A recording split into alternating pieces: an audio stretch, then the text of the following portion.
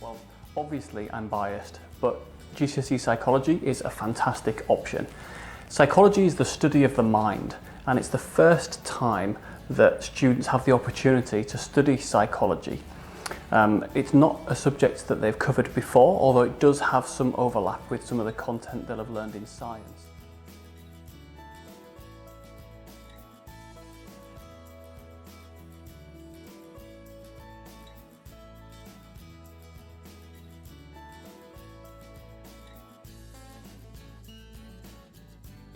So the psychology course is divided up into 6 topics.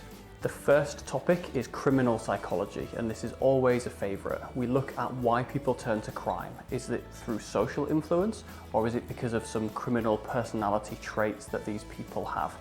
The second topic that we cover in psychology is development. We look at physical human development, and we also look at learning theories and how our understanding of the world develops as we age and gain experience. The third topic that we cover is psychological problems.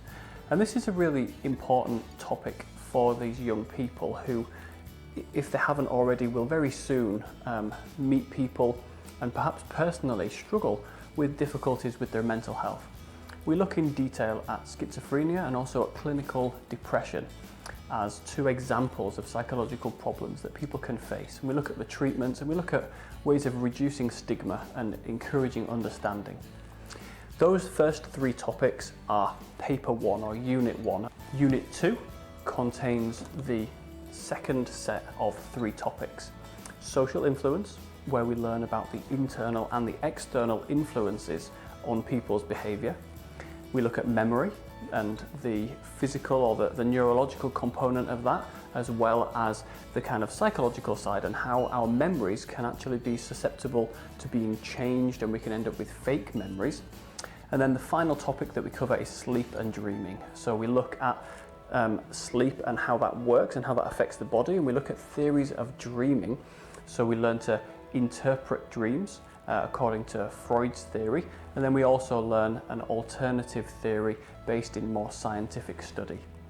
These theories that we look at often fall into either nature or nurture, and so that allows us to have a deeper discussion about the causes of human behaviour, and that factors in some of the assessment points later on in the course.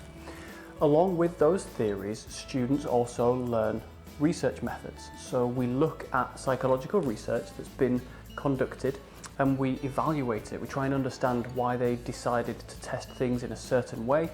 We learn about the principles of ethics and other important aspects of performing experiments. They also have the opportunity to design and to carry out their own psychological research as part of the GCSE. And although it's not part of the assessment, it is a really useful skill for them to be able to develop, and students often really enjoy being able to perform an experiment of their own.